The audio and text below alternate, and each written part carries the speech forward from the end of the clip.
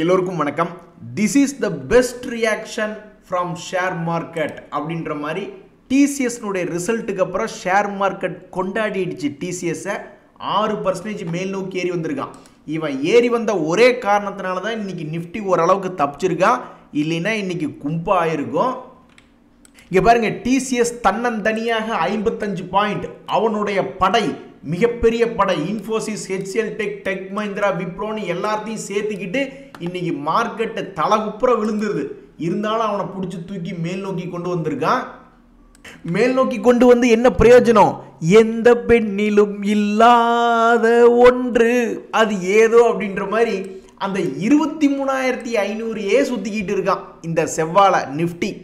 எதுக்குடா அப்படி நீ இந்த 23,500 கண்ட நீயே ஏன் அப்படி அதுக்குள்ளேயே கிட்டத்தட்ட 2 மாதமாக சுத்தி கொண்டிருக்கிறாய் அப்படின்றது தெரியாம சுத்திக்கிட்டு இருக்கு. நீ கண்டிப்பா ஏதாவது ஒரு சைடு வெளியே வரத்தான் போற. ஒரு 6 மாசம் கூட ஆகட்டும் அல்லது 1 வருஷம் கூட ஆகட்டும். அப்படி நீ இந்த இடத்த விட்டு வெளியே வரும் பொழுது ஒரு 5,000 பாயிண்ட்கள் மேலேயோ அல்லது கீழேயோ நீ போனீன்னா உனக்கு மரியாதை.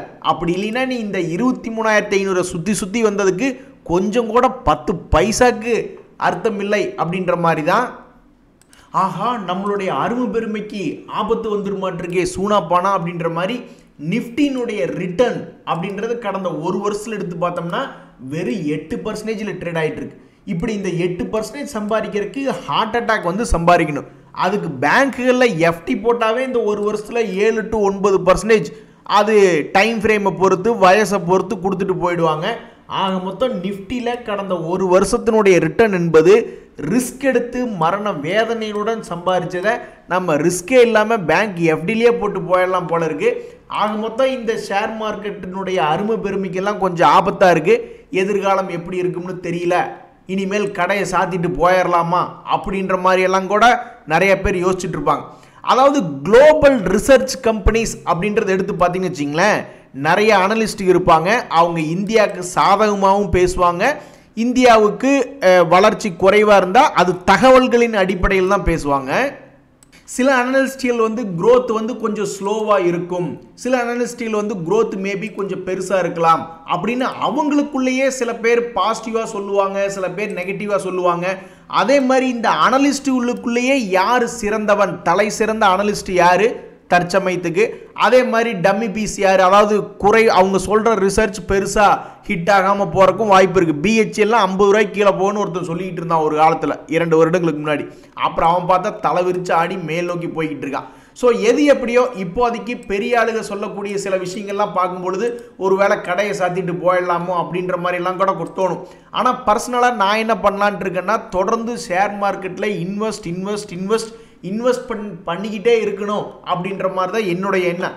ஏன்னு கேளுங்க, இந்த நிஃப்டி ஒரு லூஸு, அது என்னைக்கு என்ன பண்ணும்னே தெரியாது. இன்னைக்கு இன்ட்ராடேலியே பார்க்கும் பொழுது கிட்டத்தட்ட 23,000 காலையில் பாசிட்டிவ்ல இருந்தான், 23,600லேருந்து 23,350 வரைக்கும் போயிட்டு இப்படி இன்ட்ராடேல ரெக்கவரி ஆகிறான். அப்போ ஒரு லாங் டேர்மில் ஒரு 5 வருஷமா இறங்கி கூட இவங்க தகவல்களின் அடிப்படையில் தானே பேசுகிறாங்க. அப்போ அடுத்த 5 வருஷம் நல்லா இருந்ததுன்னா நல்லபடியாக பேசினாங்கன்னா அப்போ ஒரு வேளை இப்படி வந்துடலாம் இல்லையா? அதனால தான் நான் லாங் டேர்ம் மட்டுமே ஃபோக்கஸ் பண்ணிக்கிட்டு இருக்கேன். ரிசல்ட்டுகள் வெளியே வந்ததுக்கப்புறம் ஷேர் ப்ரைஸ் இறங்கி கிடக்கிறது யாருக்குமே பிடிக்காதான். இனி என்ன பண்ணுறது? டாடா எல்க்ஸி 7% இறங்கி கிடக்கு, IREDA இறங்கி கிடக்கு, GTPL ஹாத்வே ரிசல்ட் கொடுத்து அது 10% இறங்கி கிடக்கு. கவுண்டமணி அவர்கள் சொல்வது போல் நான் சொல்கிற அந்த லூசு கிழவை கேட்க மாட்டானே அப்படின்ற மாதிரி ரிசல்ட் வந்ததுக்கப்புறம் மேலே போங்கடா. அதுலேயும் இந்த IREDA ரிசல்ட் எல்லாம் பாருங்கள். அவனுடைய குவார்டர்லி ரிசல்ட் இப்போ டிசம்பர் குவார்டர்னுடைய ரிசல்ட் வந்து 425 கோடி லாபம் அப்படின்ற மாதிரி சொல்கிறான். அது போன வருஷம் 336 கோடி தான். அதை விடவும் நல்லா தான் லாபம் பண்ணியிருக்கான். போன குவார்டரோடவும் லாபம் தான் பண்ணியிருக்கான். இருந்தாலும் இவங்க கேட்க மாட்டாங்களே அப்படின்ற மாதிரி அவனையும் பிடிச்சி பாவம் IREDAவும் 4% பக்கம் இறக்கி விட்டுருக்காங்க. ஆக மொத்தம் ரிசல்ட்டு கொடுத்ததில் பெரிய ஆள் நல்லபடியாக ஏறினது TCS ஒன்று தான். மற்றது எல்லாமே சமீபத்தினுடைய ரிசல்ட் ஒன்றும் சிரிப்பாக சிரிக்கல, பொழப்பு தான் சிரிப்பாக சிரிக்குது. இன்னைக்கு வரக்கூடிய ரிசல்ட், நாளைக்கு வரக்கூடிய ரிசல்ட், அதுக்கு அடுத்த நாளில் வரக்கூடிய ரிசல்ட் எல்லாமே நீ திங்கக்கிழமை தான் வச்சு செய்வாங்க. அது மேலையா கீழையா இருக்கிறதுலையே பெரிய அதிர்ச்சி என்னன்னா, TCS பெரிய ஷேர், அவன் ரிசல்ட்டுக்கு அப்புறம் அவனை 6% ப்ளஸ் பண்ணி விட்டதான் இருக்கிறதுலே மிகப்பெரிய விஷயம். பல பேர்த்தினுடைய மியூச்சுவல் ஃபண்ட் NAV எல்லாம் மேபி பறக்கறதுக்கு வாய்ப்புகள் ரொம்ப அதிகம். ஏன்னா இதுல அதிகமான வெயிட்டேஜ் போட்டிருப்பாங்க. ஐபிஓக்களை பொறுத்த வரைக்கும் அங்கே அப்ளை பண்ணி சம்பாதிக்கிறதுக்கு ஒன்றும் இல்லை. ஏன்னா எந்த ஐபிஓவுமே ஓப்பன் ஆகலை. ஏதாவது ஒரு நல்ல ஐபிஓக்கள் இப்போ தான் சமீபத்தில் க்ளோஸ் ஆனது யாராவது அப்ளை பண்ணி உங்களுக்கு அலாட்மெண்ட் ஆச்சுன்னா ரொம்ப மகிழ்ச்சி தான். இந்த நெஸ்லே இந்தியா அப்படின்ற ஷேர் ஒரு பெரிய ஆள் தான். ஆனால் இவன் பாயிண்ட் வரட்டுன்னு உட்காந்துக்கிட்டு இருக்கானா என்னன்னு தெரியல. இந்த ஷேர் வந்து தற்போதைக்கு இயர் லோ, ஒரு வருஷத்தினுடைய லோ ப்ரைஸில் ட்ரேட் ஆகிறான். ஏதாவது ஒரு யூ டர்ன் கிடைக்குமா? இதுக்கு முன்னாடி எல்லாம் கீழே விழுந்துட்டு ஏறின மாதிரி இப்போ கூட சமீபத்தில் ஒரு 2100லேருந்து 2269ன்னு ஒரு முக்கியமான 50 டேஸ் மூவிங் ஆவரேஜை தாண்டான். இந்த தாண்டுதல் நிலையானதா? இப்படியே தொடர்ந்து அவனுடைய மொமெண்டம் உடைபடாமல் தொடர்ந்து 2500 வருமா அப்படின்றதான் இப்போ அந்த ஷேரை வச்சிருக்கிறவங்கெல்லாம் கேட்குறாங்க. ஆசை தோசை அப்பள வடை அப்படின்ற மாதிரி. அப்படி எந்த ஒரு ஷேருக்கு இப்படி மொமெண்டம் குறையாமல் நடந்திருக்கு அப்படின்னு பார்த்தோம்னு வச்சிங்களேன், ரொம்ப ரொம்ப ரேர் தான். இங்கே பார்த்தீங்களா, ஒரு நண்பர் கூட சொல்கிறாரு, அந்த மாதிரி நம்ம வாங்கின ஷேரோ அல்லது நம்ம அப்ளை பண்ணுற ஐபிஓவோ கிடைக்கணும்னா நம்மளுடைய ஜாதகம் விக்னேஷ் சிவன் அவர்கள் மாதிரி இருக்கணும். அதாவது நயன்தாரா அவர்களை கல்யாணம் பண்ணுறக்கூடிய ஒரு ஜாதகமாக இருக்கணும் அப்படின்ற மாதிரி சொல்கிறாப்புல. அந்த ராசியெல்லாம் எங்களுக்கு இல்லைங்க. அந்த மாதிரி இருந்ததுனா தான் நாங்கள் வாங்குகிற ஷேருக்கெல்லாம் இப்படி விண்ணை முட்டும் அளவு தொடர்ந்து மொமெண்டமே பிரேக் ஆகாமல் போயிடுமே. நாங்கள் வாங்குறதெல்லாம் கட்டாய சாத்தின மாதிரி உடனே மொமெண்டம் இருக்கிற மாதிரி தெரியும், வாங்கின உடனே கட்டாய சாத்திடுவான். ஏன் ஒரு மனுஷனை இப்படியாயா பீதிக்கு உள்ளாக்குறது அப்படின்ற மாதிரி.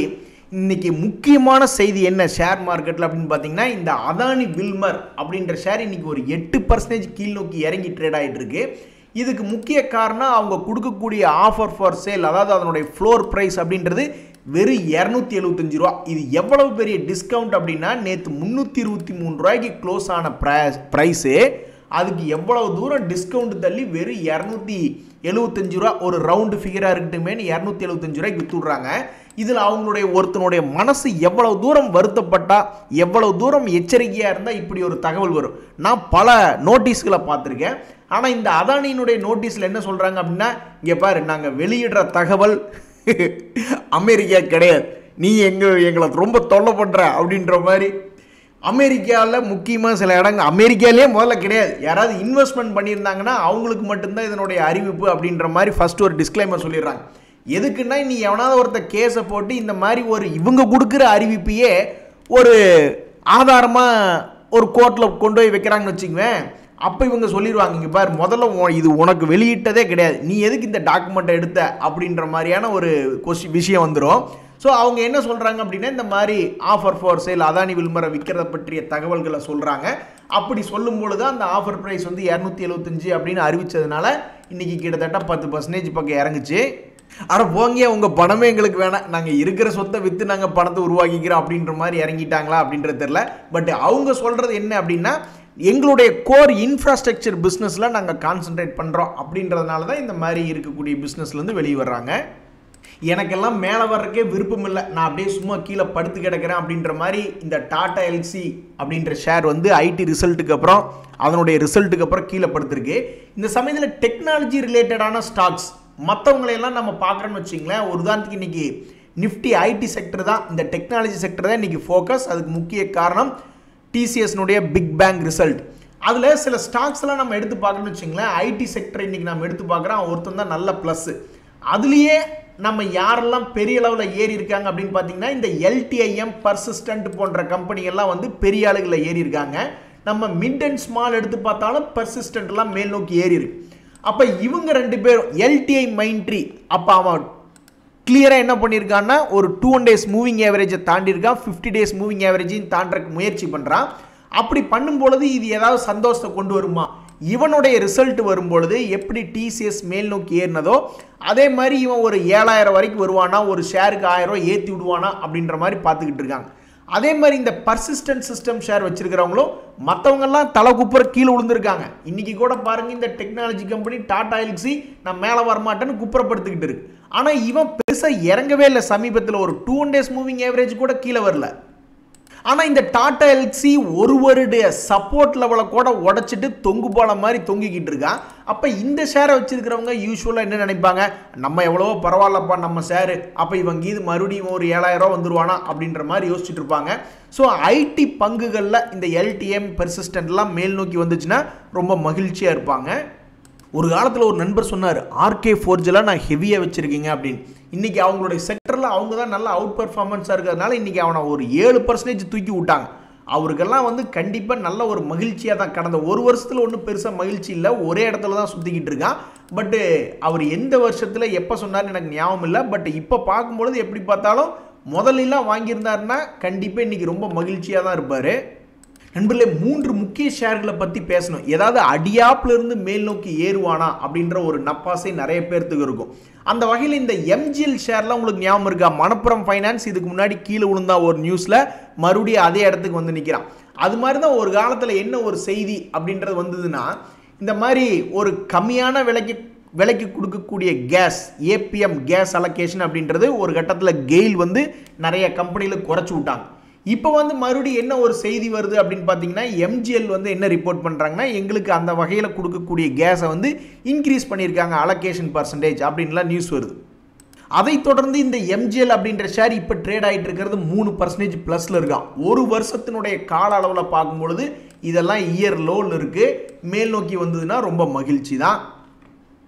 இந்த ஓஎன்ஜிசி அப்படின்ற ஷேருமே 6 மந்த்ஸ்னுடைய ரிட்டர்ன் அப்படின்றத எடுத்து பார்த்தோம்னா அது வந்து நெகட்டிவ் தான் இருக்குது. டியர் லார்ட், இவனை தயவு செய்து ஏற்றி விடுங்க அப்படின்ற மாதிரி தான் இந்த ஷேரை வச்சிருக்கிறவங்களாம் வேண்டிக்கிட்டு இருப்பாங்க. 6 மாதத்தினுடைய உச்சத்துக்கு திரும்பி வந்துச்சுன்னா ரொம்ப மகிழ்ச்சியாக இருக்கும். மசகான் டாக் ஷேருமே இன்றைக்கி வந்து என்ன பண்ணியிருக்காங்கன்னா, இன்ட்ராடேயில் பாருங்கள் ஒரு வி ஷேப்பில் ரெக்கவரி பண்ணியிருக்கான். நம்ம இதை தான் எதிர்பார்க்குறோம். நம்ம ஒரு வருஷமாக சில ஷேர்ஸ் வச்சுருக்கோம், இப்படி சரிஞ்சு கிடக்குறானுங்க, அப்புறம் அடுத்த வருஷத்தில் இதே மாதிரி வரட்டும் அப்படின்னு எதிர்பார்க்குறோம். ஆனால் இந்த மசகான் டாக்லாம் இன்ட்ராடேலேயே இன்றைக்கி ரெக்கவரி ஆகிருக்கு. அதுக்கு மார்க்கெட், நம்மளுடைய நிஃப்டி மார்க்கெட்டே அது மாதிரி வி ஷேப்பில் ரெக்கவரி ஆனதான் முக்கிய காரணம். இந்த சமயத்தில் இந்த மசகான் டாக் ஷேரும் கடந்த ஒரு வருஷத்தில் இல்லாத அளவில் திரும்பி அவனுடைய பழைய இச்சம் போச்சுனாக்கா ரொம்ப மகிழ்ச்சியாக இருக்கும். இப்போ பார்க்கக்கூடிய 4 செய்தியில் 2 செய்தி மிக மிக ரொம்ப முக்கியமான செய்தி. அதனால் அதை பார்க்கறதுக்கு முன்னாடி இந்த சூரிய ரோஷினி அப்படின்றதுக்கு ஒரு 81 கோடி ஆர்டர் கிடச்சிருக்கு அப்படின்ற ஒரு நியூஸ் வந்தோடனே நெகட்டிவ் மார்க்கெட்லேயும் சுமாரான மார்க்கெட்லேயும் காலையில் ப்ளஸில் இருந்தால் அப்புறம் 81 கோடி தானே சொல்லி ஃப்ளாட் பண்ணி விட்டாங்க. இந்த அப்பல்லோ மைக்ரோ சிஸ்டம்ஸ் ஆகுது பாவம், கிட்டத்தட்ட 6% கீழே இறங்கி ட்ரேட் ஆகிட்டு இருக்கு. இதுக்கு முக்கிய காரணம் இந்த ஷேர் இப்போ 122 ரூபாயில் ட்ரேட் ஆகிட்டு இருக்கு. ஆனால் ப்ரைவேட் பிளேஸ்மெண்ட்டில் 114 ரூபாய்க்கு சில பேர்த்துக்கு அவங்க ப்ரெஃபரன்ஷியல் இஷ்யூ பண்ணுறாங்க. அதுக்கு போர்டு அப்ரூவ் பண்ணிடுச்சு டிஸ்கவுண்ட்டில் அப்படின்ற ஒரு நியூஸ் வந்தோடனே பாவம் அவனை பிடிச்சி ஒரு 6% செஞ்சு விட்டாங்க. இதில் முக்கியமான செய்தி என்ன அப்படின்னு பார்த்தீங்கன்னா, இந்த ஆர்டிஃபிஷியல் இன்டெலிஜென்ஸ் நம்ம வாழ்க்கையில் அதிகமாக விளையாண்டுக்கிட்டு இருக்கு. நான் துபாயிலெலாம் போய் ஒர்க் பண்ணுறப்ப நான் banking, finance sector, capital market செக்டரில் இருந்ததுனால தான் ஓரளவுக்கு நல்லா சம்பளம் கொடுத்தாங்க. இப்போ அங்கேயே ஆப்பு வைக்கிறாங்க பாருங்கள். பேங்கிங் செக்டரில் இருக்கக்கூடிய பேக் ஆஃபீஸு அல்லது மிடில் ஆஃபீஸ், ஃப்ரண்ட் ஆஃபீஸ் போன்ற இடங்களெல்லாம் வந்து கிட்டத்தட்ட 2 லட்சம் பேர்த்துக்கு மேலே வேலை வாய்ப்பு போகும் 2024 அப்படின்னு நான் போட்டிருக்கேன். ஆனால் 2025 ரெண்டையும் கண்டினியூ பண்ணி பார்க்கணும். ஏன்னா இப்போ தான் ஆர்டிஃபிஷியல் இன்டெலிஜென்ஸ் க்ரோயிங் ஆகிட்டு இருக்கு. ஸோ கிட்டத்தட்ட 2 லட்சம் ஜாப் அடுத்த வருஷத்தில் மேபி குறைக்கப்படலாம் அப்படின்ற மாதிரி செய்திகள் போயிட்டு இருக்கு. அப்போ ஒரு ரெகுலராக நீங்களே யோசிச்சு பாருங்க, நீங்கள் செய்கிற வேலையை கம்ப்யூட்டர்கிட்ட கொடுத்தா அது செஞ்சிருமா அப்படின்னா நீங்கள் ஆபத்தில் இருக்கீங்கன்னு அர்த்தம். நீங்கள் கோக்குமாக்கான வேலை, திடீர்னு இப்படி ஒரு வேலை, திடீர்னு அப்படி ஒரு வேலை, திடீர்னு இப்படி ஒரு வேலைன்னு நீங்கள் ஒரு கோக்குமாக்கான வேலை, அது வேற யாருனாலுமே ஆர்டிஃபிஷியல் இன்டெலிஜென்ஸ்னால செய்ய முடியாது அப்படின்னா உங்களுடைய வேலை கெட்டி. அதை விட்டுவிட்டு அரைச்சமாவையே அரைப்பது போல் ஒரே வேலையவே நீங்கள் பண்ணிக்கிட்டு இருந்தீங்கன்னா உங்களை எல்லாம் ஆர்டிஃபிஷியல் இன்டெலிஜென்ஸ் அந்த சிமிலர் பேட்டர்னில் நீங்கள் வேலை செஞ்சுக்கிட்டு இருக்கீங்கன்னா உங்களை தூக்கி விடுறதுக்கு வாய்ப்புகள் அதிகம். இன்னொரு முக்கியமான விஷயம் என்னென்னா, ரிலையன்ஸினுடைய அறிவிப்பு வருது. என்ன அப்படின்னா, நாங்கள் இந்த மாதிரி அந்த மாதிரி ஜனவரி 16ஆம் தேதி ரிப்போர்ட் கொடுப்போம் அப்படின்ற மாதிரி ரிசல்ட் வருது. டிசிஎஸ் எப்படி மார்க்கெட்டுக்கு உதவுச்சோ அதை விடவும் அதிகமாக ரிலையன்ஸ் ஒரு 6% ஏறிடுச்சுன்னா மார்க்கெட்டுக்கு ஹெல்ப் பண்ணும். ஆனால் அவன் வந்து நம்ம என்ன சொல்லணும்னா, இங்கே பாரு, நீ எங்களை வந்து காப்பாற்ற வேணாம், நீ முதல்ல உன்னை காப்பாற்றிக்க அப்படின்ற நிலைமையில தான் இப்போதைக்கு ரிலையன்ஸ் இருக்குது. நாங்கள்லாம் அடி வாங்கி பழகிட்டோம், முதல்ல நீ அடி வாங்கி பழகிருக்கியா? கடந்த ஒரு வருஷத்தினுடைய லோ ப்ரைஸில் எவ்வளோ பெரிய கம்பெனி நீ, ஆனால் ஒரு வருஷத்தினுடைய லோ ப்ரைஸில் ட்ரேட் ஆகிட்டு இருக்க. அதனால் நல்லபடிக்கு ரிசல்ட் கொடுத்து முதல்ல நீ உன்னை காப்பாற்றிக்க அப்படின்னு சொல்லிக்கிற நிலமையில தான் அந்த ஷேர் இருக்குது. ஏன் நீங்கள் 10 நிமிஷத்தில் ப்ராடக்ட்டை விற்றுட்டு போயிடுவீங்க. சாப்பாடு யாராவது ஒருத்தர் ஸ்நாக்ஸ் ஆர்டர் பண்ணுறாங்கன்னா நீ 10 நிமிஷத்தில் விற்றுட்டு போயிடுவேன்.